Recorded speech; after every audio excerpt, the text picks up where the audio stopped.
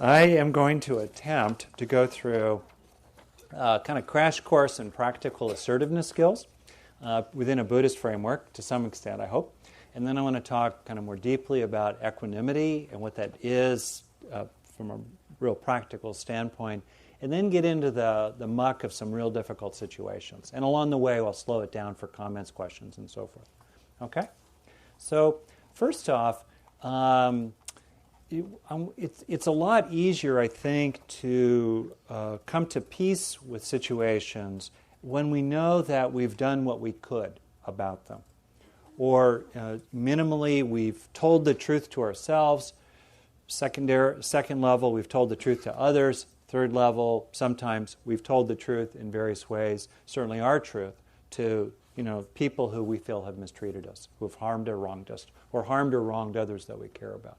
So how do we do that, right? How do we do it in ways that are, kind of the best odds strategy? So I'm going to go through some, for me, key points from my own experience of being in this work for a long time now. So first off, I want to talk about right speech or wise speech. The Buddha had 6 guidelines for speech that is wise or appropriate. And it's interesting the ways in which he put a lot of attention on speech and language, acts of thought, word, and deed. Okay? So in terms of word, the 6 criteria are 5 are required for right speech, 1 is optional. Okay? And the point again is that these are means to the end of one's own liberation. It's nice that they're good for others, but primarily in the Buddhist frame, they're seen as aids to one's own progression in the path of awakening. Okay. So first of all, wise speech is speech that is well intended. It's based on goodwill rather than ill will. Aha. 2, it is true. It's useful or beneficial. It's timely. And it lacks harsh tone. That's one of the hardest ones of all. The tone. Lacks harsh tone. It's not harsh. Okay? It may be firm. It may be grave. We're going to explore firm, grave, assertive, direct, passionate. It may be heated. It may be real. It may be eyeball to eyeball. But it doesn't need to slip into that territory, yellow flag, orange flag, red flag of harsh tone. Okay? And then 6th criterion is the optional one, but it's desirable. Wise speech is speech that is wanted by the receiver. Okay? It's not a requirement, but it's an encouragement.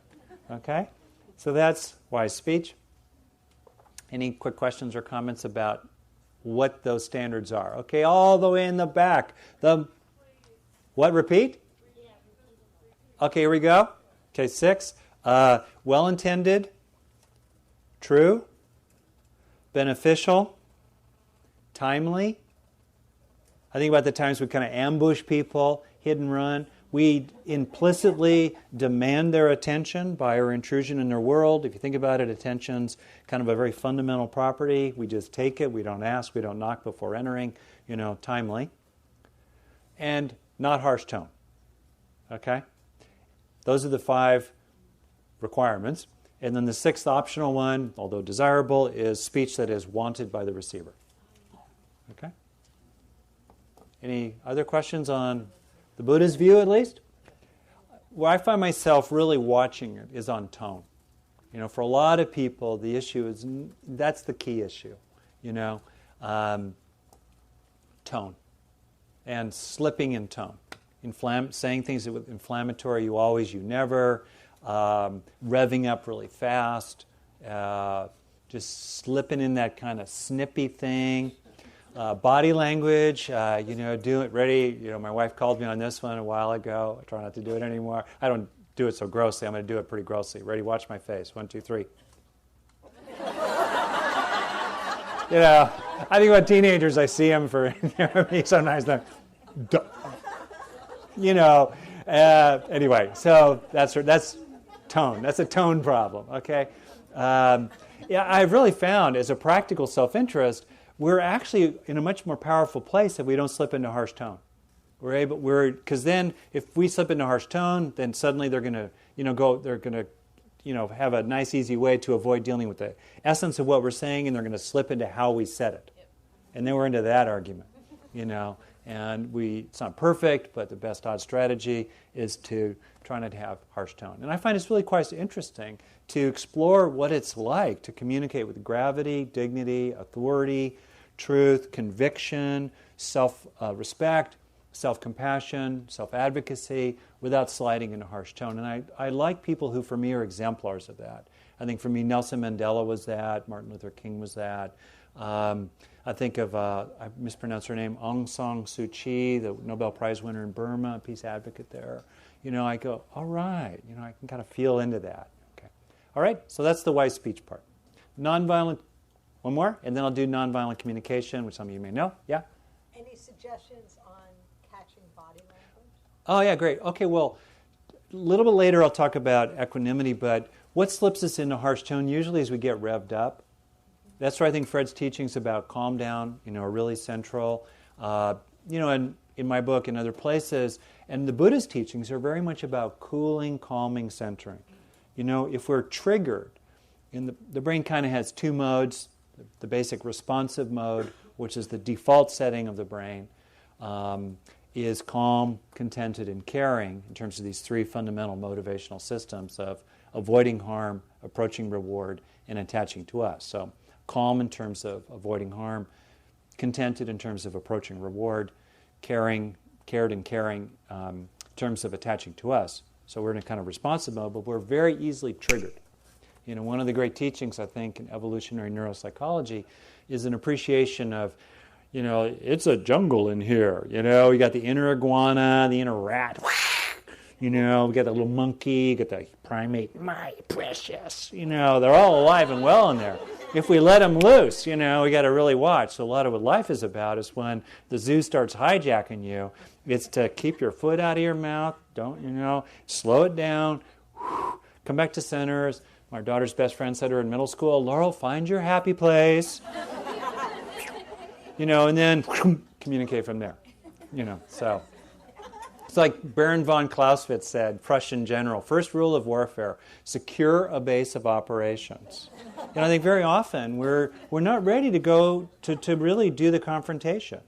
Step one is to really ground. That's why I started with, feeling safer, feeling stronger, being mindful, relaxing, calming, protecting, being on one's own side, kind of creating a sense of shielding, if you will, from the world. It's very central, and then we can communicate from that base. Okay? Nonviolent communication. How many of you have not heard of nonviolent communication? Really? Wow. Okay, I'll do it very quickly. It's a wonderful approach. The essence of it is essentially a formula. When X happened, or happens, I feel Y because I need Z. That's the heart of it. And NVC, to me, like a lot of forms, is really useful when the oatmeal starts to fly. When the wheels come off. When everything's chill and it's all fine, sure, we get sloppy, we play around, we joke. It's okay, we get it, it's all right. But when suddenly we realize, we're DEFCON 3 right now. This is really intense with my brother-in-law at Thanksgiving, talking about politics. All right. Then we come back to the center. Or, I thought this was going to be a casual conversation with my kid's teacher. Okie doke. Or, my neighbor and my dog, or their dog, or okay. Anyway, so X is described very neutrally and without harsh tone, very factually, okay? Not, when X happens, not, when you're such a jerk. No. It's like, when you come home half an hour late for the fourth time this week, after promising to be home by 6, or calling me on the way, when X happened, right? I feel why. Not, I feel you are an idiot, but I feel sad, I feel upset, I feel angry, I feel frustrated, I feel alarmed, I feel in my belly like the bottom has fallen out. I feel flooded with feelings I had with when I was a kid, when people made promises and then broke them routinely. I feel, okay? It's my experience. I'm the world's greatest authority in my own experience. People can argue with us about circumstances, but they can't argue with us about our own experience. Usually, or they don't have much basis for it. And then last, I need Z. Not, I need you to stop being a jerk, but I need to feel safe. I need to feel seen. I need to feel heard. I need to feel there's a framework of trust here. See that structure? It's a really good structure. It's great. Marshall Rosenberg, his book, Nonviolent Communication, it's one of the top 3 books I recommend to clients. You probably wonder what the other 2 are. I'll tell you. Focusing, Eugene Gendlin, fantastic book about centering. And then, kind of depends, but God, I'm blanking on the 3rd book. I know it anyway. Well, John Gottman book maybe on relationships. Okay, so Focusing by Gendlin or Nonviolent Communication by Marshall Rosenberg. Okay, great. Okay, so that's NVC, but you see that right there? And then sometimes on the basis of that, we make a request. So from now on, I request X. You know? Requests are very interesting. Oftentimes we communicate with other people in the form of commands. And, I realized the 3rd book was You Just Don't Understand. Deborah Tannen's brilliant book about gender styles of communicating. Okay. So, as Deborah Tannen writes about, she's a linguist, in her book, which is very accessible for people in general, there are 3 messages when we communicate. Okay, there's the overt content, there's an emotional tone, which may be neutral, often it's not neutral. Could be very warm and loving, could be irritated, could be alarmed, what have you. And third, there often is there's a meta message about the nature of the relationship. Okay? So, for example, if somebody says to us something on the order of,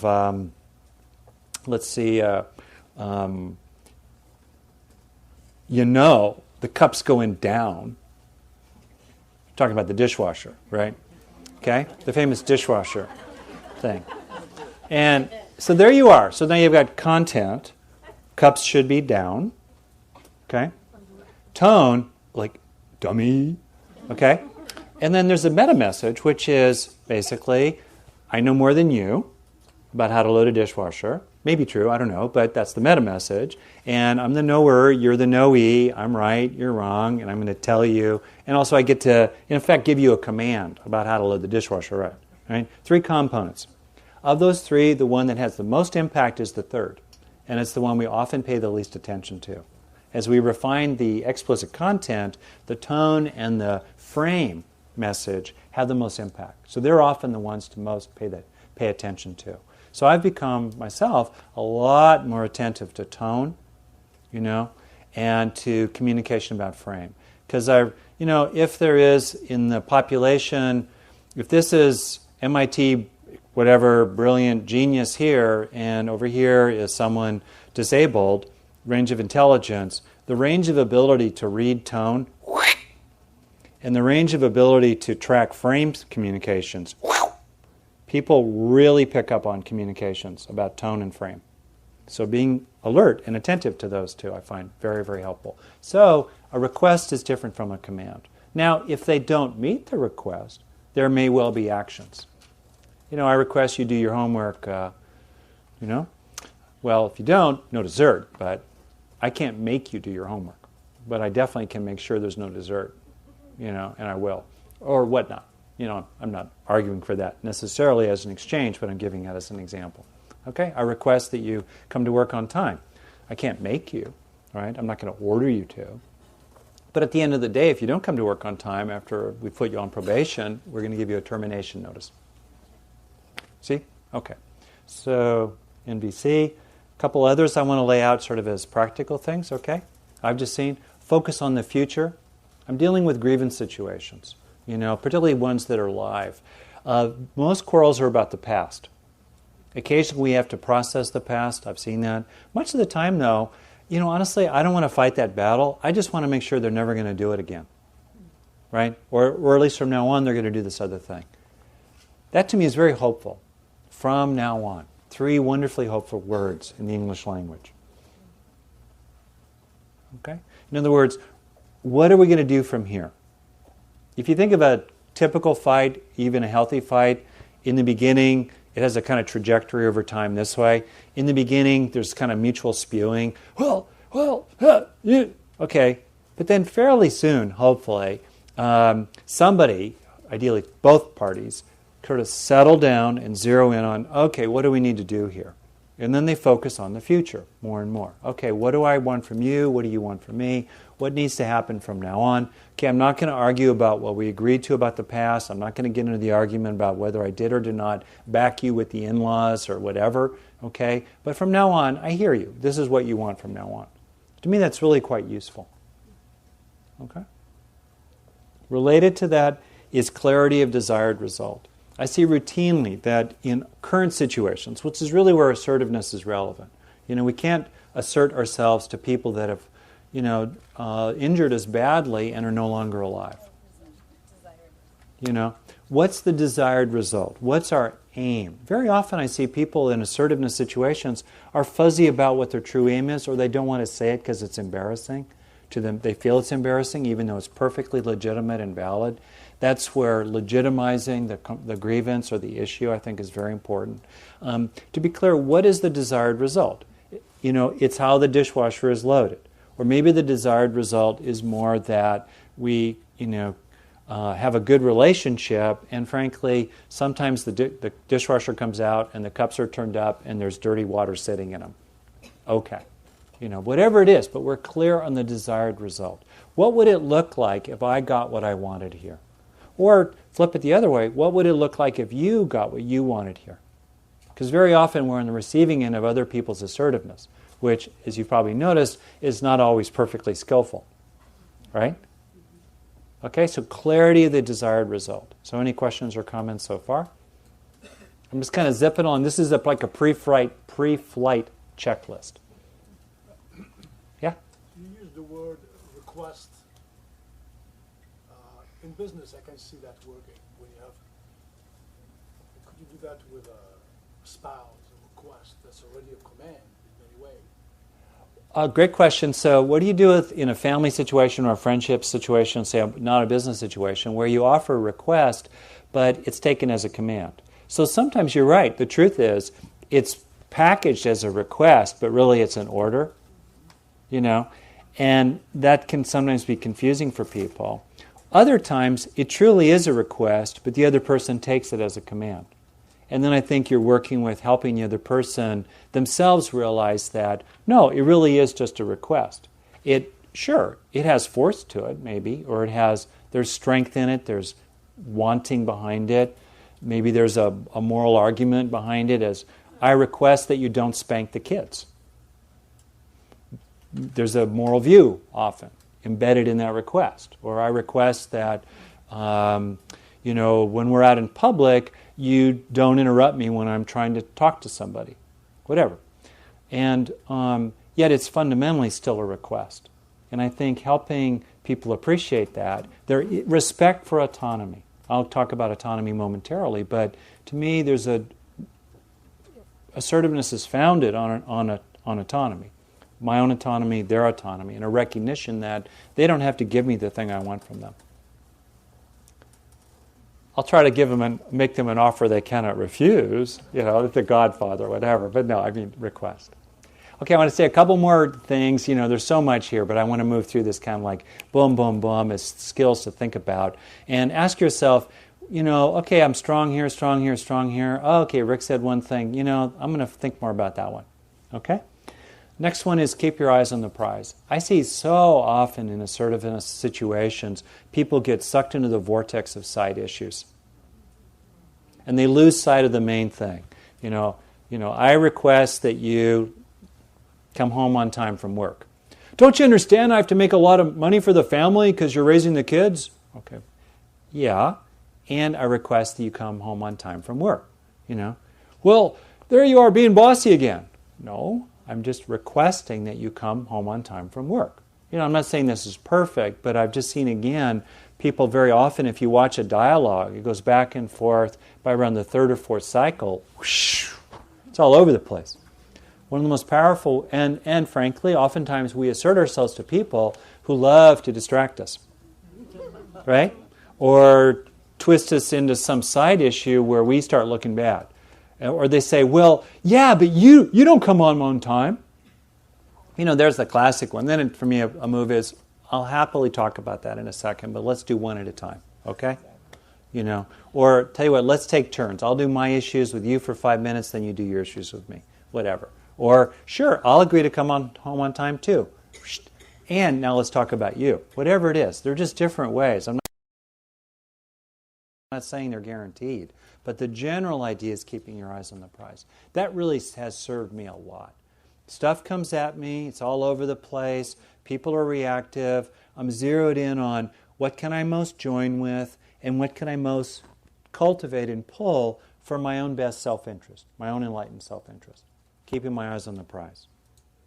There, it helps to kind of sometimes come back to center, hear things, track them, reserve them for later, exploration or conversations with one's own therapist or lawsuits, whatever. But for the moment, this is what can I accomplish right here, right now? In this 10-minute drive with you, my child, to school, what can I get done right now?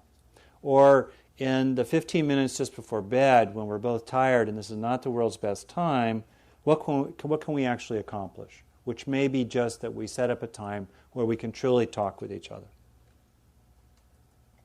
Right? Keep one's eyes on the prize. Another one, then I'll pause, is something I've said before, is dignity and gravity. I think oftentimes, how can I put it? I think it's like either do this or this. In other words, either see it, understand it, observe it, and let it go by. Or see it, observe it, understand it, and deal with it in a very, very real way. But oftentimes we get stuck in the middle, where we're kind of sputtering, where we're talking about it kind of, sort of, but we're not really bringing it home. And I've seen, lots of people do that. I've seen myself do it. And I don't think that really works. What I think works is people who I think of as like my school teachers when I was a kid, like Mrs. Hall in 4th grade. You don't mess with Mrs. Hall, whatever. She had a dignity and a gravity about her. I think about people I've named already that have a dignity, like Nelson Mandela and others who have a dignity and gravity about them. A seriousness, a realness. We know that place inside ourselves when we're being really real about it and firm, and to feel that we actually are entitled to have dignity and gravity. We may not get what we want. We may be thoroughly outgunned, but at least we've sustained our own, we've held our stance. Okay, comments, questions so far? Great, right there? Okay. Where's that microphone? Let's just do that. Do you think I need it? No, good, but we'll do that mic for the next person. Okay? So sometimes you want something that maybe... Oh, yeah? Okay, now I got to bring it down. A little more subjective. Like, I want you to stop dumping your anger on me. Mm-hmm. And that can take a lot of different shapes. And then the answer is kind of like, well, I'm not dumping my anger on you. And then you start getting distracted. It's like, well, there was this time when you blah, blah, blah. And you start arguing about the specifics of that situation. How do you keep your eyes on the prize and not get distracted and be specific about something, that's a little more subjective like that? Right. Great question. So a couple of things. And I want to make something explicit that I think Fred and I should have made explicit right at the get-go. One of the best ways not to need to forgive is to assert in the first place. Or the second or third time, something's happened, you then talk about it rather than bringing it up after the 12th or 50th time. Right? Okay. So that's one of the ways, and there's multiple ways that strength and assertiveness, if you will, work together with healthy surrender and forgiveness and letting go. Okay. Second, when you dump your anger on me, that would not get a pass in nonviolent communication. That X is just very fuzzy and so forth. And, the other thing is attributing intentions to other people or internal states is we're on thin ice already. Sometimes we need to, we can feel it, there's something there, we can inquire about it, okay, but we're already a little bit on thin ice, okay? I'm going to use a loaded word here, when you call me a bitch or a bastard or what have you, or schmuck or fill in the blank, when you call me that, then da da da da da. It's quite specific, right? So then we would take it from there. And this is kind of like, I think of this as pulling a wheelie. It's like a class 3 rapid thing to do. But there's a practice here with people where we realize, for me to get what I want from you, I can see that that I can help you give me what I want from you. In other words, if someone, let's say, is angry with us, or tone coming at us, or blowing stuff, it's helpful sometimes to explore, look, what do you need from me to give me what I need from you? And I'm not saying play tit for tat necessarily, or let people extort things from you or whatnot, but I mean, there's a place for that, where we realize that, okay, that, my partner, frankly, it's easy for that person to get really heated. That's their temperament. Maybe that's their cultural background as well. They're used to that kind of style. It really hits me hard. I grew up in a really different kind of home, or I'm a different kind of temperament, or I've had some health issues that make me quite sensitive. Okay. So I realized that I can help you not do that thing that really gets to me by, let's always eat before we talk about something important. Let's not bring up a heated issue just before bed. Let's slow down the interaction. Things like that. So maybe one more person, then I'm going to segue. How about all the way in the back? And I so want to get to the periphery. I promise you I will. I've been centrocentric or something. What? Pick a person, any person. That's the first person. Pick that. Okay, now pick the back person. Okay. Hi, Rick. Hey there. Good to see you. Good to see you. Maybe you could talk about, I don't know if you have enough time to, but the neuroscience of the physiological experience of our friend the lizard prior to in working with nonviolent communication, specifically around flooding. Great. Because that might be really Helpful. useful. Yeah. Okay, so kind of quickly on this. She's bringing up the wonderfully excellent point about managing our own reactions and realizing that sometimes, honestly, we're really triggered. And often that's not the exact best time to be assertive. But on the other hand, sometimes we need to. Sometimes we're flooded, we're really mad, or we're really alarmed, or we're really in the middle of it, or we're really hurt, we're really upset, we're really afraid. There we are. What do we do? And that's where I think, many rounds of practicing with mindfulness and self-calming, self-soothing, self-compassion, holding things in a bigger picture, like Fred has very eloquently spoken of. That's where I think a lot of that comes in.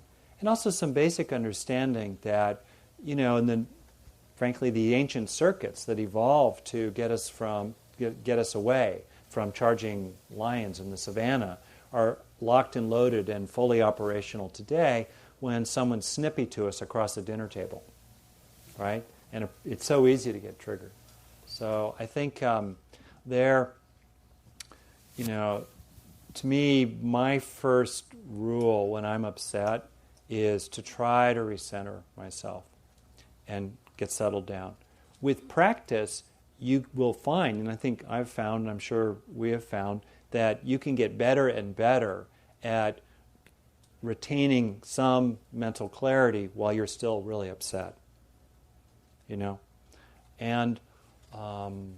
that's just what I would say about that. But I think, the research in general is, do what you can offline to increase equanimity, which I'll talk about momentarily, so that when you're online, it's you're more and more able to stay centered while speaking truth to power, as it were. And there's much more to it than that, but I think that's a decent start. I do little things myself. I hear Captain Kirk's voice in the back of my head. Shields up, Scotty. I literally imagine a force field. I was a total, you probably figured this out, I was a total nerd in school, sci-fi kind of guy, and so I visualized a force field, in the Fantastic Four, Marvel Comics. The woman, yes, puts that force field out there that atom bombs cannot penetrate. I imagine that. I do that neurolinguistic programming trick of imagining that I'm seeing the other through the wrong end of a telescope. I'll imagine a wall of glass, like in submarine windows, that's a foot thick. I'll imagine lines in the sand. I'll feel like a tree. I'll just watch them leave, stuff whistling through.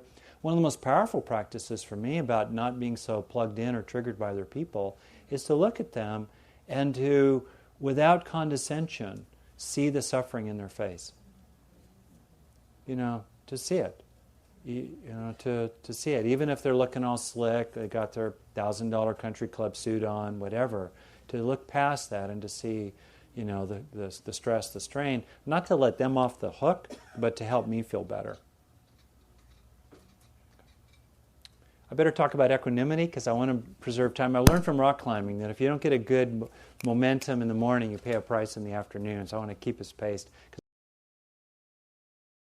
There were life-size figures of Jesus hanging on the cross every 20 feet around the room, and somebody jumps up to ask me why they should forgive. But if while I'm yakking you're actually thinking about why you don't, it's not pretty. It's not. It's based upon like some idea that other people should suffer, that you don't mind if other people suffer, that you're totally wrapped up in your own experience, that it takes hard work, that maybe you don't know how and you didn't want to put the effort forth to find out. Or some of the other ones, which is you don't want responsibility for your life, you'd rather have someone to blame. Or you love the secondary gain of having an enemy or a problem to exploit. But why we don't forgive is generally not that attractive, and the way that we get around it is by telling our story.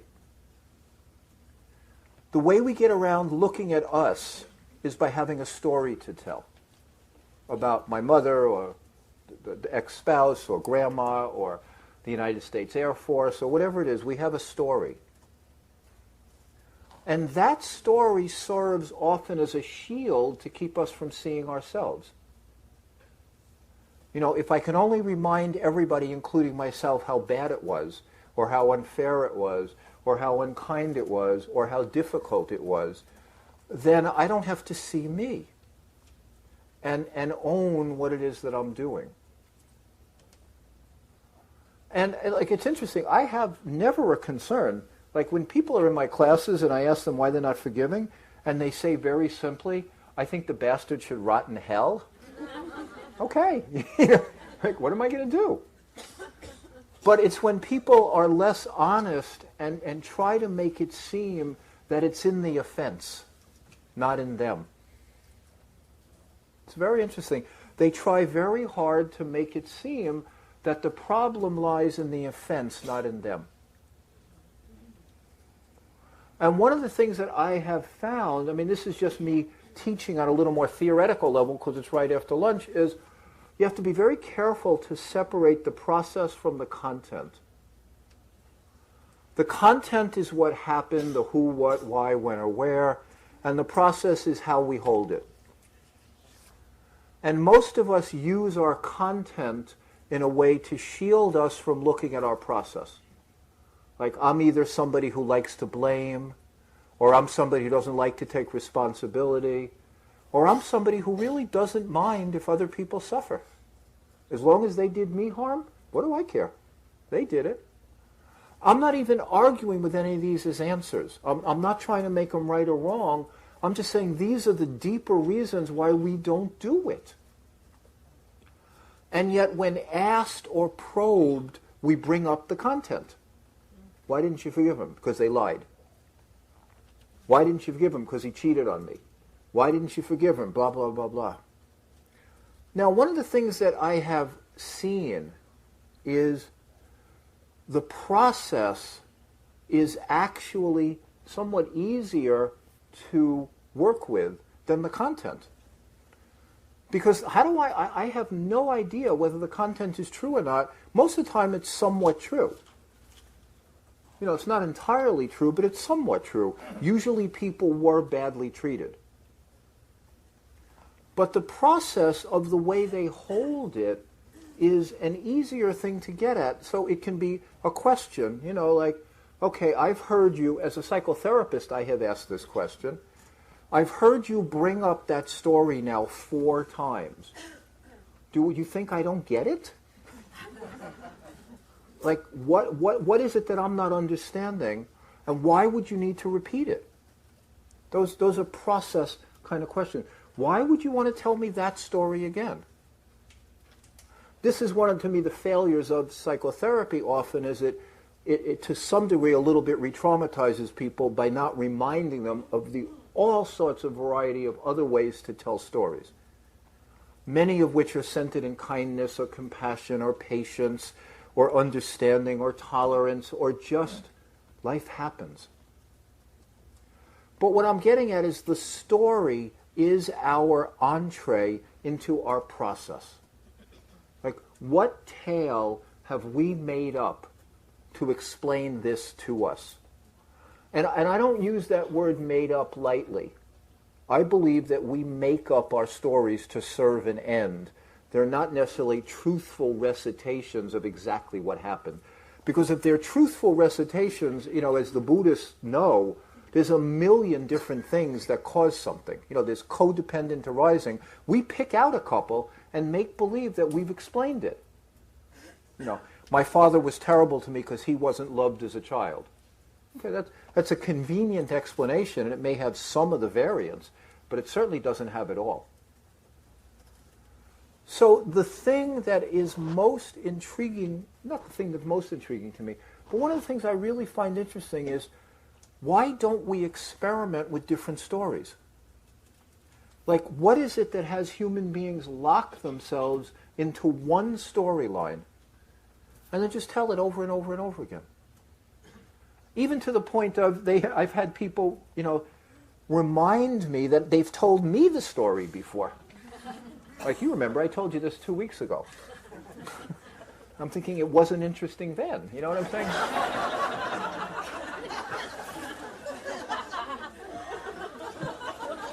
They're paying you money, right? Okay. Not enough. I use the Donna system. One time, well, I'm not going to tell that story. But here's the teaching in this.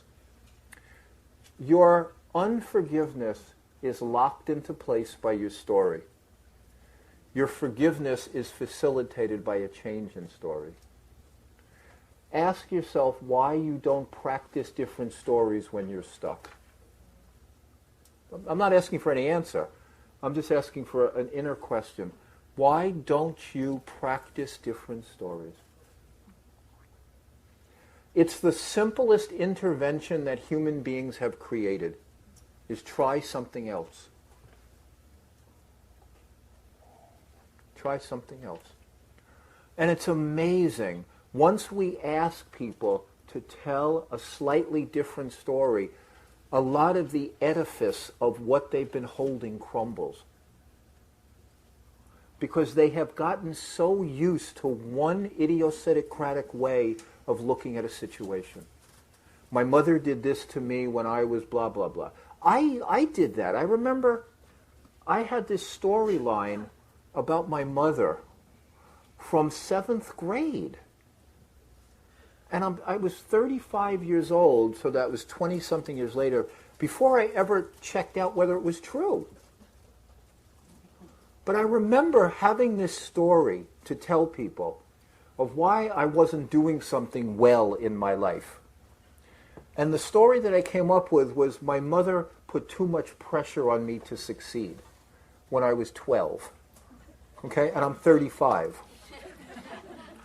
I should have been dubious right there. But I remember telling many, many, many people that my mother, I came home from 7th grade and got a 90 on a final, and she asked me why I didn't do better. Okay? And I remember saying to other people, and probably to myself, and that's the reason why I'm not fully invested, or something. Well, when I was 35, I checked it out with my mother, and she swears it didn't happen. Now, that doesn't make her right either, but what I'm getting at is we create grievance stories. Once we have created a grievance story, it becomes very difficult to alter, because the grievance story becomes part of who we think we are. I'm the person who was harmed by.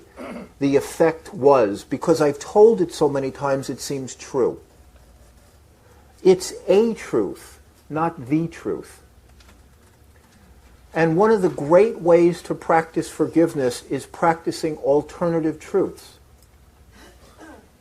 Not to get locked into a truth that we misinterpret as the truth, such as my father was a terrible person who beat me, or I had a bad childhood. That's a truth. Another truth is I had a difficult childhood, and therefore, how do I learn how to be a successful adult is a whole separate truth that's as true as I had a difficult childhood that ruined my life.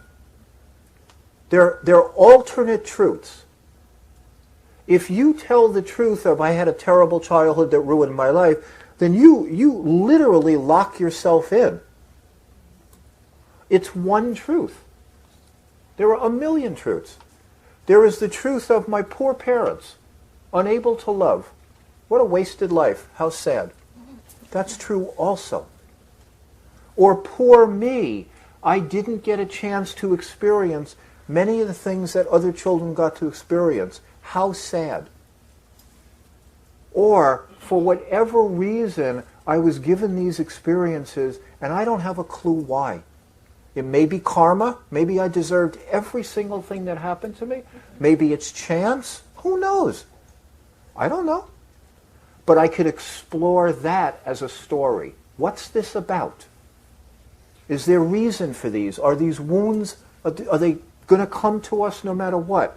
Or is it random? Is it an accident? Did I play a part in it? I don't know. But even in my telling in this 5 minutes, I've given you 5 different stories. The minute you realize your story is relative, you're somewhat free to tell whatever story you want. And you can tell very healing stories. It's amazing what people can do. And they can choose kindness. It's remarkable. Once you realize your story is relative, you can choose kindness as an adult today, no matter how you were treated at 8. That is the freedom that we all have, is to invent, practice, probably the best word is experiment with different stories. Experiment with different stories. See what comes. See whether some stories are healthier than others. See whether some lead to peace and some lead to agitation. See whether some stories create a sense of connectedness, some create isolation. See whether some stories are empowering and some are disempowering. So much freedom that we don't take. And yet we tell the story, the grievance story, over and over. And then make believe, this is the other piece, that we're being re-wounded because we're telling the story again. Now again, I never argue with content because I don't know anything about people's content. I mostly accept it at face value because how would I know, and why would I want them to believe that I don't trust their story? What I'm concerned about is how they tell their story. The Buddhists use skillful. Is the storytelling skillful to a healthy and happy life? That's the real question I would like any of you who are holding on to grievances to ask yourself. Is the way that I have tended to language this experience one that would lead most people to a good experience? If it's filled with piss and vinegar, it probably isn't. If the very thinking about it, makes your neck like this and your fists clench, it's probably not that helpful. Unless, of course, you want to keep psychotherapists and acupuncturists and chiropractors in business, which may be your service. It could be. We all have our role to play. But what I'm getting at and poking at is, please understand, you have so much more cognitive and language freedom than you would have ever thought. And can change a story immediately in mid-story. Uh-oh, I'm going down the road of demagoguing my father again. I don't want to do that. He's just a human being who may not have been the kind of parent I wanted. End of story. That's it. He's just a human being who may not have been the kind of parent that I wanted.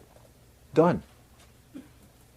Now, that doesn't mean that at some point you need to grieve your wound. Yeah.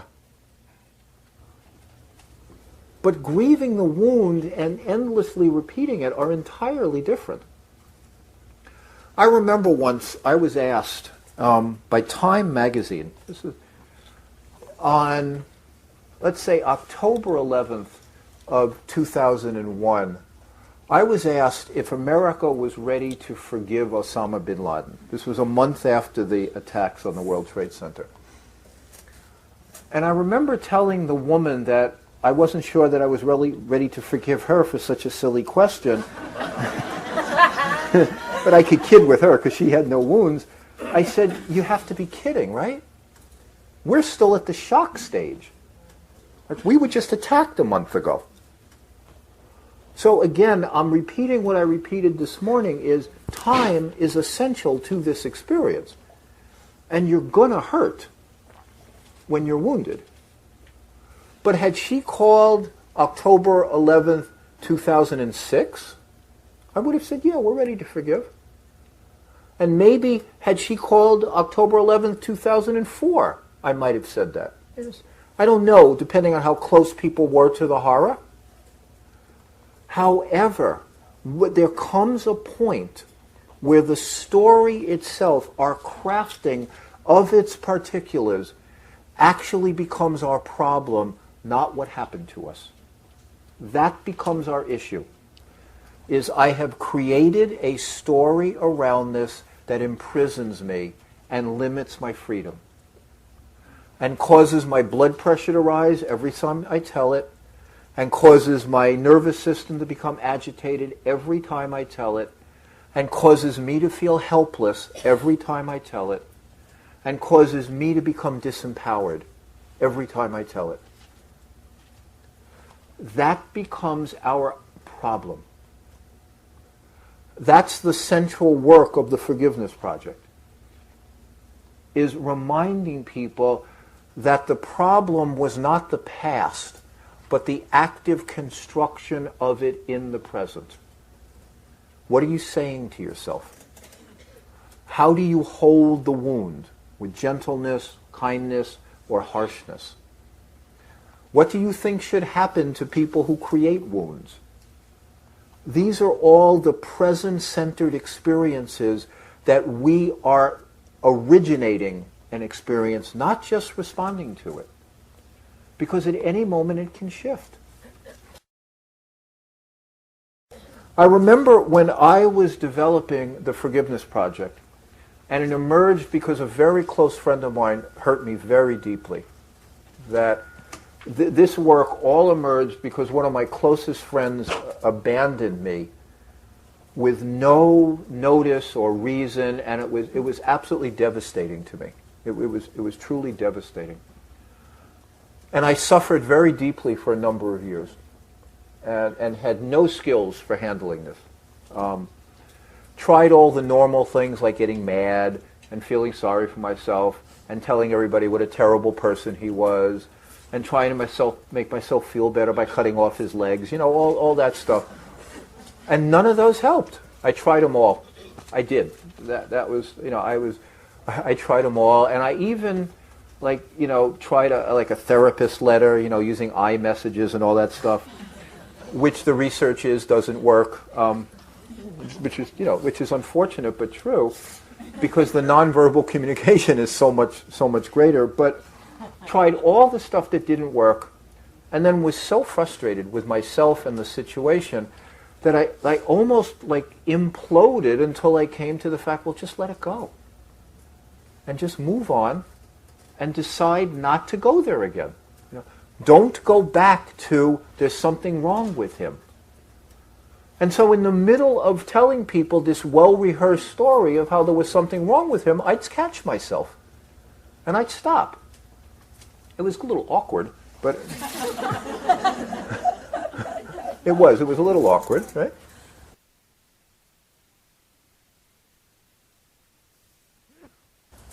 And killing lots of people, we don't give them a pass in that regard, but we come to peace about it.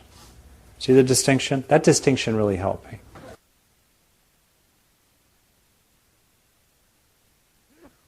Let me go to a practice about a story. Let me give you the simplest story practice that can help shift a little bit. And this is add some gratitude to the end of a story of complaint. And it is just the simplest thing that we have found to soothe people's nervous systems, to quiet them down a little bit, and just to show that you can change any single story at any moment.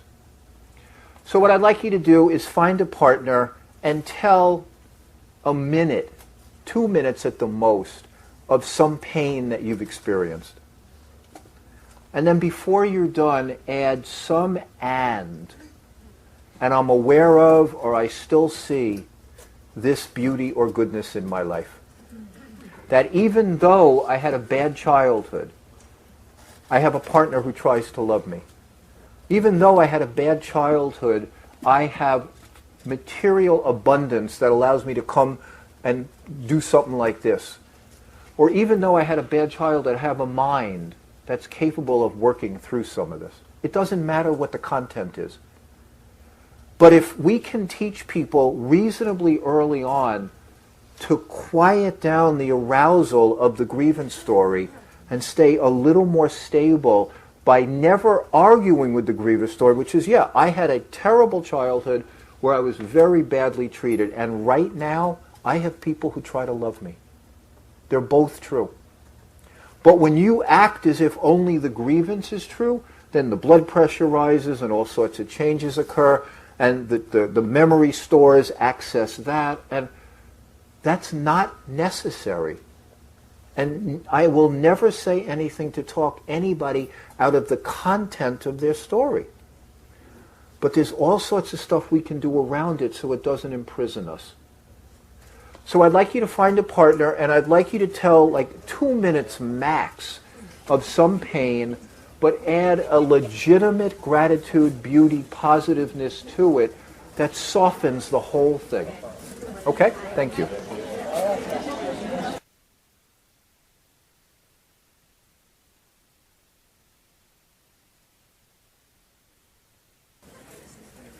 And I'll do a practice that will open just a little bit to another way to change that story. And just take 3-4 breaths into and out of your belly.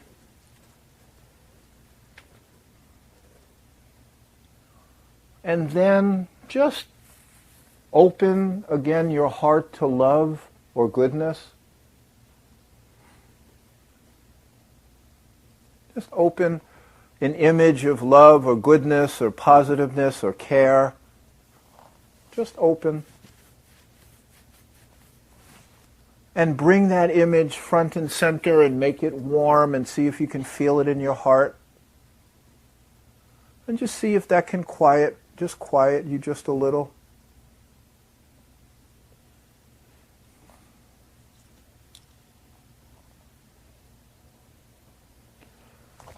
And then just into that heart space, just think of, we're just going to do a guided practice, just think of a relationship, an intimate relationship that you had that didn't end the way you would have hoped.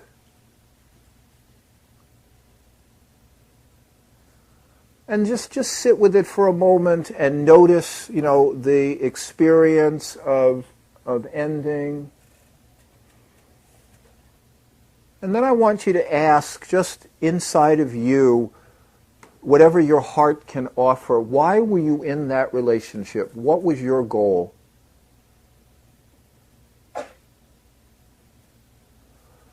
Like, what did you want that had you in that relationship? What's the most positive way of you languaging what you wanted out of that experience? Like, why did you put yourself there? Only positive terms. Like, not that you didn't want to be alone or whatever it is, but what was your most positive motivation for being there?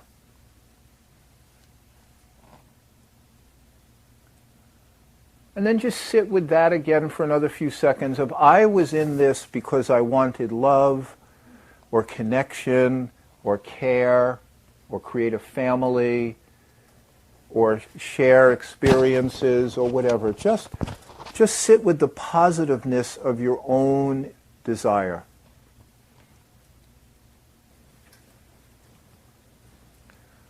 Now that little simple practice is just the easiest way that we have found to introduce people to the idea of positive intention.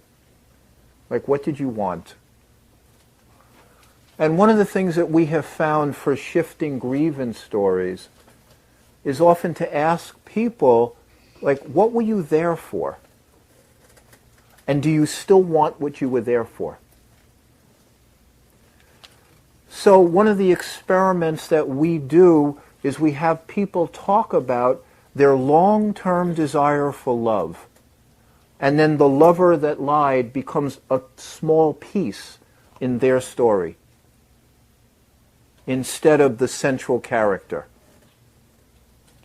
So instead of coming in and raging about the ex-husband from hell, we suggest that people talk about their almost yearning for a partner from as long as they can remember, a number of relationships, some worked, some didn't, and then honestly discussing the truth and sadness of loss, rather than centering it on the enemy. My ex-husband's a bum. Because the love is deeper, the desire for love is deeper than any specific manifestation of it. And so we will ask people to very simply talk about you and love,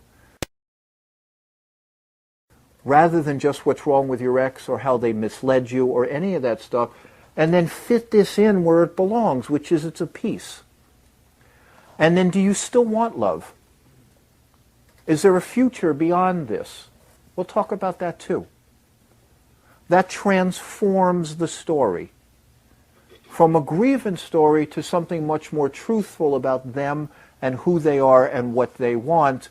And immediately, it's not that it goes directly to forgiveness, but boy, the blood pressure goes down. And that story to me is a lot more accurate than trying to figure out what's wrong with a partner or trying to feel that I'm the victim of somebody. In part, we are often, not always, the victim of our desires and of our unskillful means of getting them satisfied. We don't know what our partner's going to be like when we sign on with them, right? We make the best choice, and sometimes we don't make the best choice at all, but we make a choice. And so what I'm getting at is this, because I'm going to be done in about 10 minutes, is no matter what it is that we think we're arguing with, we can put our heart back in it. Whether it's we tell our stories with a few moments of gratitude attached to it, or we open our hearts to find out what was our positive reason for being there, Or maybe we try to tell a story that's full of compassion for our suffering rather than making an enemy out of anybody. I believe that that is another way of telling the truth. Like, I don't believe that the grievance story is the only truthful telling. I don't believe that simply saying, I was harmed by X is the only truth that we have out there. I just don't believe that. When you do act that way, you create nervous system things that make it very hard to alter. You know, because adrenaline is not the easiest thing to exclude from the system every time you think about something or tell the story about it. It doesn't do the brain good in terms of full problem-solving abilities. It doesn't. So the more we can keep adrenaline out of our story, the better chance we actually have of it being true, rather than just a current-centered focus of stressful attention. And again, when we're hurt, proximate, you need present-centered focus on stressful attention. You have to. But looking back 3 years later, you don't at all. And so what I have introduced here, just briefly, is the fact that besides the stuff I talked about this morning, where you quiet yourself down and you give yourself a chance, there are all sorts of ways of bringing heart into our story that in and of itself transforms our relationship to the story. It just does. So if you think, well, I've told how wrong this was 100 times. So I have experienced all the nervous system learning that I'm going to get from that, which is how I see it. That we have nervous system learning from grievance, absolutely. I believe that over-practiced, it becomes detrimental to the human being. I believe it's a dead end after a while. It doesn't mean that it's wrong to be practiced the first 50 times. It's just that there comes a point where it's no longer useful. So when you start feeling that you're telling the same old story to the same old people or the same old story to your same old self, that's a good moment to try something else. And the easiest thing is to add, and boy, the next person you tell it to, just say thank you for listening. I really appreciate the care that you're showing by listening to this story of mine, and you will not create the same amount of adrenaline in you, and you will not have the same reactivity to the experience by simply adding, and thanks for being here, or it's amazing that even in such horror, people care. It just changes the way it's stored in memory, and it changes the way we relate to it. Then the other thing is you can change the story itself to always have an alternative point of view. There are many, many points of view, but as long as adrenaline's in your body, you won't want to, because you'll have stories that reflect basically fight or flight. And they'll be based upon something wrong happened and I have to get away, or I have to defend myself or protect myself. And those stories are, to me, limiting when overtold.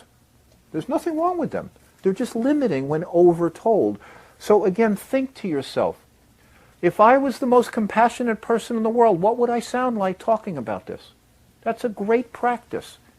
Or if I wanted to tell this story without any nervous system activation, what could I do? How would I relanguage it so I don't lie about it, but I don't get all aroused? Or how could I tell the story so my deepest truth, which is I want to be happy, becomes part of the story? Not what's wrong, not how the world let me down, not how it failed, or any of that stuff, but I want to be happy. That's my deepest story. So I would have to tell a story of how do I use this pain and work through it so I can again be happy. Or you can ask yourself, how could I show my children to be a responsible, resilient adult through what happened to me? There's so many stories. Each of us can craft many of them, but when you don't, you're stuck. To me, that's what a victim is somebody stuck in a rigid, one-dimensional story that they don't know how to get out of. That they don't have the key for opening up themselves to alternative points of view, none of which argue with the content. There's not one, you've heard me now for 3 hours or so, there's not one sense that I make anybody's story wrong in and of itself. It's the process of it can lead to things that I don't think are helpful for either them or the greater good. But the content we can leave alone. So you can even tell simple stories about, how much pain you had and how you've learned to be resilient. And you don't need an enemy at all. That maybe it's as important a value to create resilience and compassion as it is to have a world free of suffering. I don't know, but that's my hypothesis. My hypothesis is this world is as screwed up so we can develop certain qualities. Otherwise, this is really nuts. It is. It's nuts. It's nuts. It's an insane asylum at some level, right? It is. The horror of it is immense. But maybe we're supposed to grow from it. And maybe we're supposed to dig deep to find meaning and some kindness within it. I prefer that. I don't know that it's true. I just prefer it. No, I do. Since I don't know, I might as well choose something that makes me feel better. Right? Because I don't know. So the last thing that I'm going to say is just a simple reminder. Is forgiveness is the active process of dealing more skillfully with no. It involves quieting down. It involves compassion. It involves taking things less seriously. It involves new stories. It's an active, present-centered process of showing resilience when you've been hurt. And the essence of this form of hurt is something happened that I didn't want to happen. And the deep pain for all of us comes because we're vulnerable to it. That as human beings, we know inside of ourselves how really scary this life is. And yet we do everything we can to not notice it until like a loved one gets on a plane and then you go, oh, I hope that lands. Or they go out and they're a few minutes late and you don't know what happened to them, or their cell phone rings and you don't get them. Everybody has that little, because we know how much vulnerability there is. And I like to think that we're all dealing at some level with vulnerability management. That as human beings in a separate body that is defeatable, we all have so much risk. And sometimes we're pierced, and those are the things we don't forgive. Some of the things that get in that we can't protect ourselves from, where the vulnerability is shown. I do not believe, and I've been doing this for 15 years, that making an enemy out of anybody in particular helps that much. Sometimes you do have to go to court and put somebody away. And sometimes you have to learn who to protect yourself from. I'm not advocating for anything less than that. If somebody's an abuser, then you try to stop them. All my work is looking backward.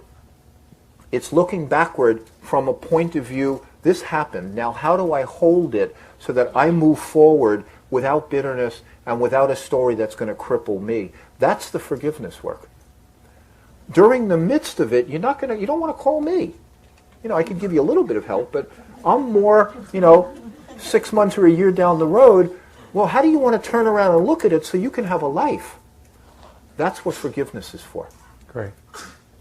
Thank you all.